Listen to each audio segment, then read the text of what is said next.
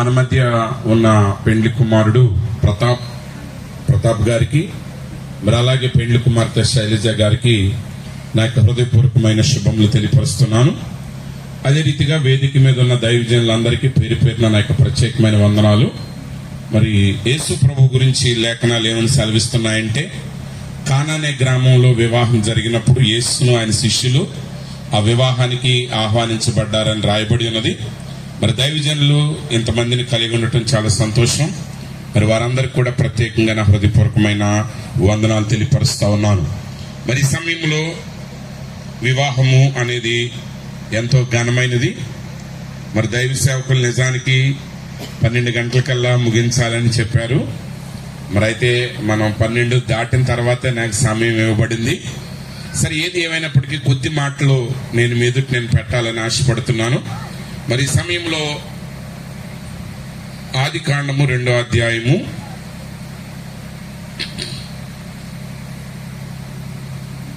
ఆదికాండము 2వ అధ్యాయము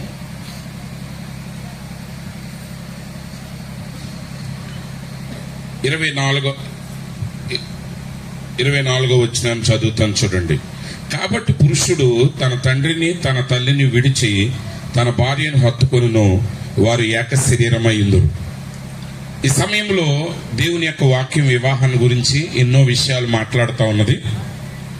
మరి ఆ కార్యాలన్నీ మనము ఏ ఒక్క వివాహంలోనూ సంపూర్తి చేయటం ఏ సేవకుని వల్ల కాదు. కానీ మరి ప్రతి వివాహంలో మనం హాజరైనప్పుడు మరి ఆ వాక్యాన్ని ప్రతి ఒక్కరు కూడా చాలా జాగ్రత్తగా మనం విని ఆ వాక్యాన్ని మనం గ్రహించి ఆ వాక్య ప్రకారంగా మనం జీవించినట్లయితే ఆ వాక్యం మనందరి జీవితాలకి గొప్ప ఆశీర్వాదాన్ని ఇస్తా ఉంది. మరి ఈ సమయంలో ఈ పరిశుద్ధ వివాహంలో జతపరచబడటానికి మరి ప్రతాప్ గారు, శైలజ గారు మన మధ్య ఉన్నారు. అయితే దేవుని వాక్యం ఏమని సెలవిస్తుందంటే, వివాహం అన్ని విషయములలో ఘనమైనదిగా ఉండాలి. వివాహాన్ని మనం ఘనముగా ఎంచాలి. వివాహాన్ని ఘనంగా చేయటం అంటే ఎంత ఖర్చు పెట్టి చేస్తున్నాం అనేది మాత్రమే కాదు అక్కడ మాట్లాడేది. అసలు వివాహ వ్యవస్థే ఘనమైనదని దేవుని వాక్యం సెలవిస్తూ ఉంది. ఈరోజు దేశాల్లో మన ప్రాంతాల్లో కూడా చూసినట్లయితే మరి వివాహ వ్యవస్థ పూర్తిగా చల్లా చెదరవుతున్న కాలంలో మనం ఉన్నాం. కేవలం సామాజిక నైతిక విలువలు పతనమవటం మాత్రమే కాదు, కానీ దేశ చట్టాలు కూడా వివాహ వ్యవస్థలో చల్లా చెదరయటానికి వీలుకరమైనటువంటి చట్టాలను వారు చేస్తా ఉన్నారు. కాబట్టి ఈరోజు ఎవరైతే అసలు వివాహం చేసుకోవటాన్ని ఇష్టపడతారో, వివాహ వ్యవస్థ ద్వారా ఒక పురుషుడు ఒక స్త్రీ ఐక్యమవుతారో ఆ వ్యవస్థ ఘనమైనది అని దేవుని వాక్యం సెలవిస్తా ఉంది. ఎందుకంటే వివాహము ఘనమైనదిగా ఉండాలి, పాన్పు నిష్కలమైనదిగా ఉండాలి. ఎప్పుడు పాన్పు నిష్కలమైనదిగా ఉంటుందంటే వివాహము ద్వారా ప్రవేశించినటువంటి ఆ వ్యవస్థ మాత్రమే అది కల్మషం లేనిదిగా ఉంటుంది. ఎప్పుడైతే ఒక స్త్రీ ఒక పురుషుడు వివాహ వ్యవస్థలో కాక మరి ఒక రీతిగా వారు జతపరచబడితే దానిని ప్రాంతాలు ఒప్పుకోవచ్చు, సమాజం ఒప్పుకోవచ్చు, కానీ దేవుడు దాన్ని అసహించుకుంటాడు. ఎందుకంటే అట్టిది దేవుని ఎదుట ఘనమైన కార్యం కాదు. కాబట్టి ప్రియ యవన బిడ్డలారా, నిశ్చయంగా వివాహ వ్యవస్థ యొక్క ప్రాశస్త్యతను, ప్రాముఖ్యతను ప్రతి ఒక్కరు కూడా చాలా జాగ్రత్తగా గ్రహించాలి. అంత మాత్రమే కాదు, వివాహ వ్యవస్థ ఆశీర్వాదకరంగా ఉండాలి అంటే ఏం చేయాలి? మనం లేఖనంలో చదివాం. కాబట్టి పురుషుడు తన తల్లిని తండ్రిని విడిచి తన భార్యను హత్తుకొనును, కాగా వారి ఏక శరీరమై ఉంటారు. ఏంటి వివాహంలో దేవుడు ఎందుకని వారిని ఆ రీతిగా ఐక్యపరుస్తున్నాడు అనే విషయాన్ని మనం గమనించినప్పుడు, నిజానికి ఆదాముకి తల్లి తండ్రి లేరు. ఆదాముని దేవుడే స్వయంగా ఆ మట్టి నుండి మానవుని చేసి ఆ మానవుని నాసిక రంధ్రాల్లో తన జీవవాయువును ఊది ఆ పురుషునిగా చేశాడు. అయితే జరగబోయే కార్యక్రమాల యొక్క రాబోయే వివాహాల్లో వారి ఐక్యత గల రహస్యాన్ని దేవుడు అక్కడ బయలుపరుస్తా ఉన్నాడు. ఈరోజు ప్రత్యేకంగా వివాహ వ్యవస్థలో ప్రవేశిస్తున్న ప్రతాప్, శైలజ, మీరిరువురు కూడా చాలా జాగ్రత్తగా గమనించాలి. మీ ఇద్దరు గురించి మీ ఇద్దరు పాస్టర్ గారు మంచి సాక్ష్యాలు చెప్పారు. ఆమేన్. ఇద్దరు పాస్టర్ గారు మంచి సాక్ష్యాలు చెప్పారు. కానీ తర్వాత మీరిద్దరు చెప్తారు ఏంటండి, తర్వాత రోజుల్లో ఎవరు చెప్తారు సాక్ష్యాలు? ఇప్పుడు శైలజ గారి గురించి శైలజ పాస్టర్ గారు చెప్పారు. ప్రతాప్ గారి గురించి ప్రతాప్ గారు పాస్టర్ గారు మంచిగా చెప్పారు. ఎక్కడైనా ఏ పెళ్లిలోనైనా మా ఊళ్ళో చిన్న లోపం ఉందండి, మా అమ్మాయి కోపం ఉందండి, లోపడే స్వభావం లేదండి అంటారేమని నేను అనుకుంటాను. కానీ ఎవరో చెప్పరు. No problem. 4 రోజులు అయిన తర్వాత వాళ్ళిద్దరు చెప్తారు నాకు. అవి నిజమైన సాక్ష్యాలు కదండి. సరే, ఎందుకు నేను ఈ మాటలు చెప్తున్నానంటే, అపోస్తలుడైన పౌలు గారు అన్నారు అంటే దాని అర్థం పాస్టర్ గారు చెప్పింది తప్పని కాదు. చాలా జాగ్రత్తగా గమనించండి. ఎందుకంటే అంతా విమర్శనాత్మకమైన మనస్తత్వంలోకి వెళ్ళిపోయింది క్రైస్తవ్యం. కారణం ఏంటంటే అపోస్తలుడైన పౌలు గారు అన్నాడు, వివాహం కానివాడు ప్రభువుని ఎలా సంతోష పెట్టాలని ఆలోచిస్తాడు. ఇప్పుడు వివాహం అయిన వాడు ఏం చేయాలంటే తన భార్యను ఎలా సంతోష పెట్టాలని ఆలోచించాలన్నాడు ఆయన. అలాగే వివాహం కాని స్త్రీ ప్రభువుని ఎలా సంతోష పెట్టాలని ఆలోచించొస్తుంది. కానీ వివాహం అయిన తర్వాత తన భర్తను ఎలా సంతోష పెట్టాలని ఆలోచన చేయాలి. అంటే ఇప్పటి వరకు మీరు నడిచిన విధానం, మీరు నడిచినటువంటి కోణం ఇప్పుడు మార్చబడుతుంది. ఇప్పటి వరకు మీ భక్తి మీ కొరకు చేశారు, మీ కొరకు మీరు జీవించారు. కానీ వివాహం ఏంటంటే ఒకరు కొరకు ఒకరు జీవించుట నిజమైన వివాహమై ఉన్నది. ఒకరు ఆ వ్యక్తి నీ కొరకు జీవించాలి అని ఒక వ్యక్తి ఆలోచన చేయటం కాదు. భార్య భర్త కొరకు జీవించాలి, భర్త భార్య కొరకు జీవించాలి. ఎందుకని వారిరువురు అలా జీవించాలి? ఆదికాండంలోని చక్కగా రాయబడింది. చూడండి, ఒక వివాహాన్ని కలిపి ఉంచే వ్యవస్థలో 3 శక్తుల ద్వారా వివాహం కలపబడి ఉంటుంది. ఏ దేశంలోనైనా ఏ ప్రాంతంలోనైనా ఒక పెళ్లి అయిన వాళ్ళు కలకాలం అలాగే నిలబడి ఉన్నారంటే వాళ్ళ మధ్య శ్రమలు లేవని కాదు, వాళ్ళ మధ్య ఇబ్బందులు లేవని కాదు, వాళ్ళ మధ్య పొరపాట్లు లేవని కాదు. కానీ వారిని ఒక శక్తి కలిపి ఉంచుతుంది. హల్లెలూయా. వారిద్దరు కలిసి ఉండగల కారణం ఏంటండి? ఒక శక్తి కలిపి ఉంటుంది. ఒకసారి ఒక పాస్టర్ గారు చెప్పారు, ఆయనకి పెళ్ళై 50 సంవత్సరాలు అయిందంట. అయితే ఆయన ఏం చెప్పాడంటే, ఆయనకి నచ్చినవేవి ఆమెకు అసలు నచ్చవంట, ఆమెకు నచ్చినవి ఈయనకి నచ్చవంట. ఏ విషయంలో కూడా వాళ్ళిద్దరికి కామన్ పాయింట్ ఏది ఉండదంట. అయినా సరే వాళ్ళిద్దరూ ఎప్పుడు గొడవలు పడకుండా, పాస్టర్ గారి దగ్గరికి వెళ్లకుండా, పంచాయతీలకు వెళ్లకుండా మంచి సేవ చేస్తున్నారు. దేవునికి స్తోత్రం కలుగును గాక. అంటే ఏంటి? దాని వెనక ఒక కారణం ఉంది. ఏంటి ఆ కారణం? ఒక వివాహాన్ని పట్టి ఉంచే శక్తులు 3 రకాలు. 3 కాదు, ఒకే శక్తి ఉంటుంది ఒక వివాహాన్ని పట్టి ఉంచేది. ఆ శక్తి ఏంటంటే, మొదటి శక్తి ఏంటంటే, ఆ ఇద్దరి కంటే బలమైన వ్యక్తి ఒకటి ఉండి వాళ్ళిద్దరిని అణగద్రొక్కుతాడనమాట. కొన్ని వ్యవస్థలు ఉంటాయి, ఆ వివాహం అయిన తర్వాత ఏ మాత్రం తేడా జరిగినా వాళ్ళిద్దరికి కఠినమైన శిక్షలు వేస్తారు. అంటే వాళ్ళ వివాహంలో కలిసి ఉండడానికి గల కారణం వాళ్ళిద్దరి యొక్క నిజమైన ప్రేమ, ఆప్యాయత కాదు, కానీ ఆ పైన ఉన్నటువంటి ఆ శక్తిని తట్టుకోలేక వారికి వివాహంలో కొనసాగుతారు. అయితే ఇది మన దేశంలో పెద్దగా తెలియదు.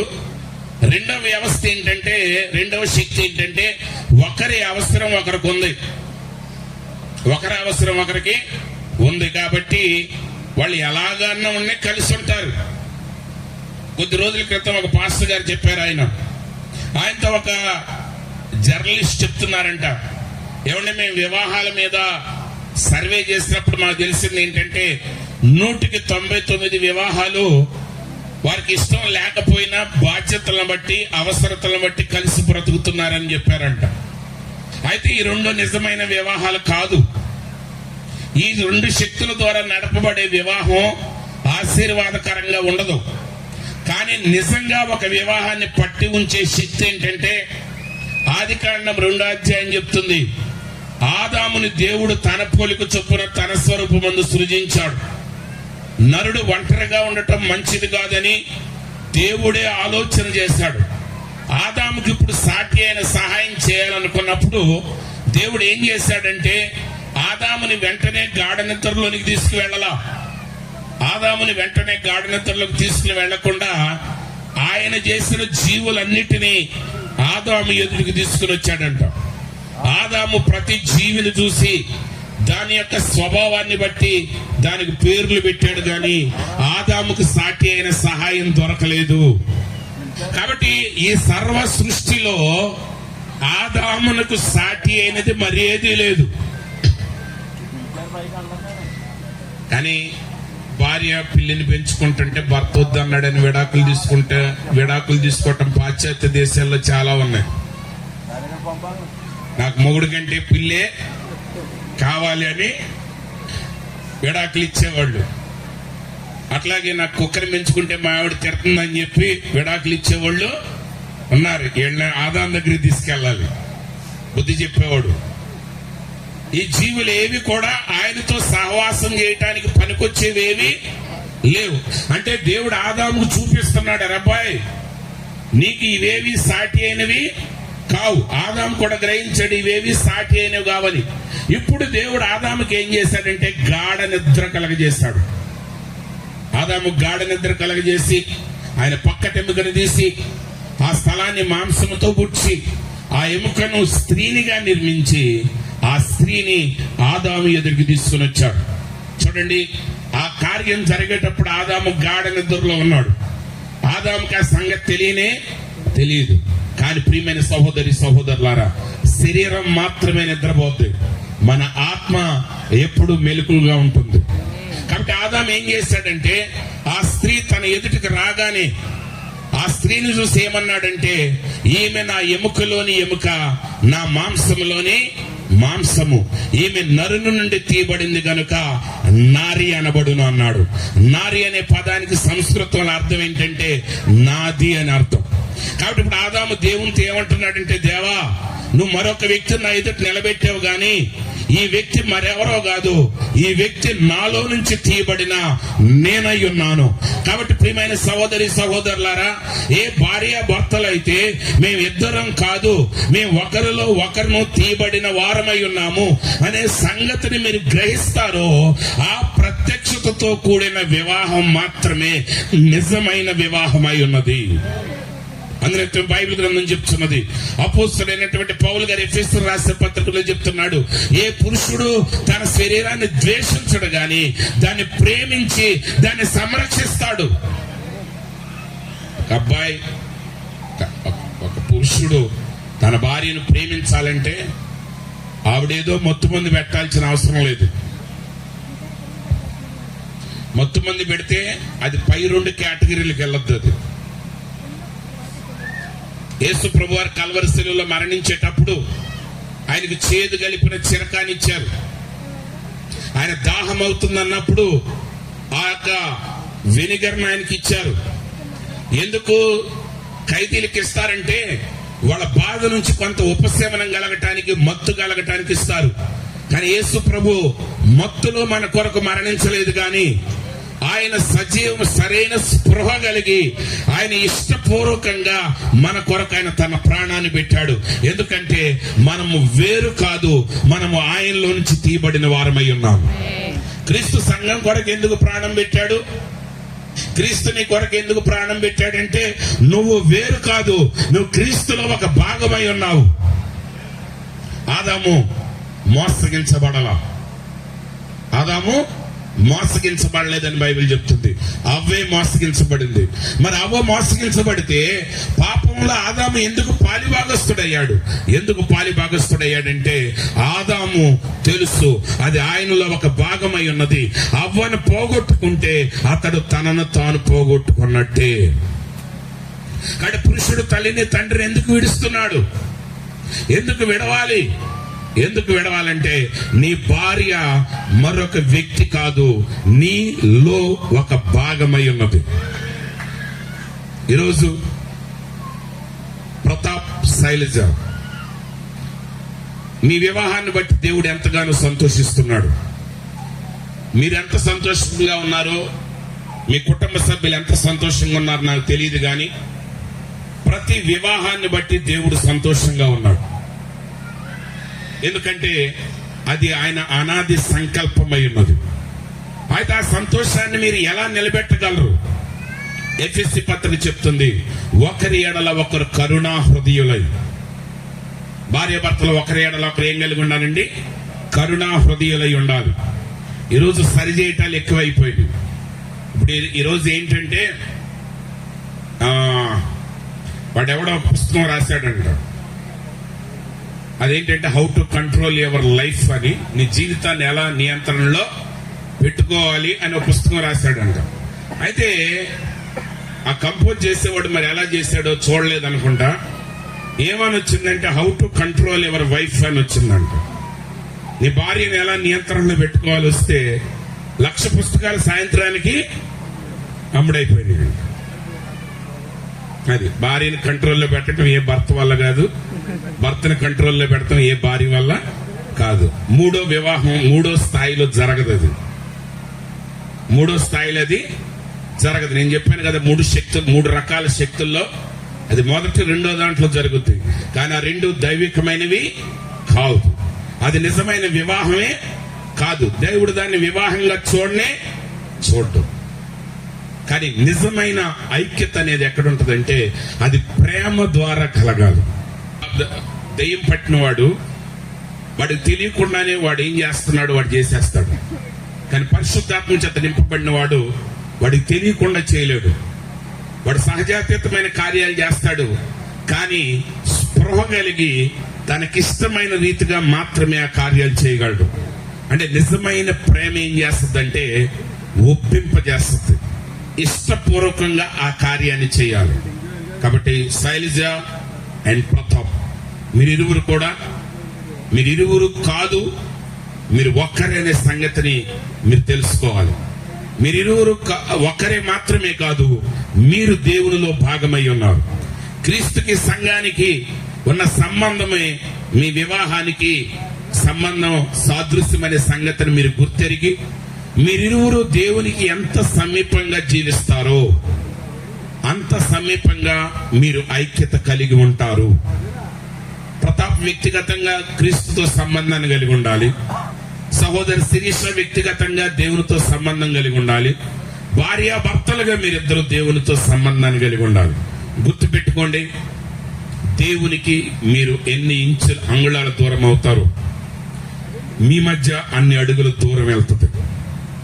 దాని అర్థం కొంతమంది మనుషులు పక్కనే ఉంటారు, కానీ వాళ్ళ హృదయాలు మైళ్ళ దూరంలో ఉంటాయి. కానీ అలా కాకుండా ఏక శరీరము, ఏక మనస్సు, ఏక తాత్పర్యం కలిగి మేమిద్దరం వేరు కాదు, మేము జగత్పునాదికి ముందే ఒకరిలో నుంచి ఒకరు మేము తీయబడిన వారమని గ్రహించి ఒకరి ఎడల ఒకరు కరుణా హృదయులై క్రీస్తునందు దేవుడు మనల్ని క్షమించిన రీతిగా మీరు ఒకరినొకరు క్షమించండి. క్షమాపణే నిజమైన ప్రేమ. ప్రేమ అంటే నచ్చినట్టుగా ఉండటం కాదు, నచ్చని స్థితిలో కూడా క్షమించి ఆ వ్యక్తికి మరొక అవకాశం ఇచ్చి ముందుకు సాగేటట్టు చేయటమే నిజమైన ప్రేమ అన్నది. ఆ నిజమైనటువంటి ఆ అగాపే ప్రేమ, ఆ అద్భుతమైన ప్రేమ మీ జీవితం సాక్ష్యంగా ఉండాలని ఆశిస్తూ ఈ మాటలు నేను ముగిస్తున్నాను. ప్రభు కృప మీకు సదా తోడై ఉండును గాక. ఆమేన్. God bless you.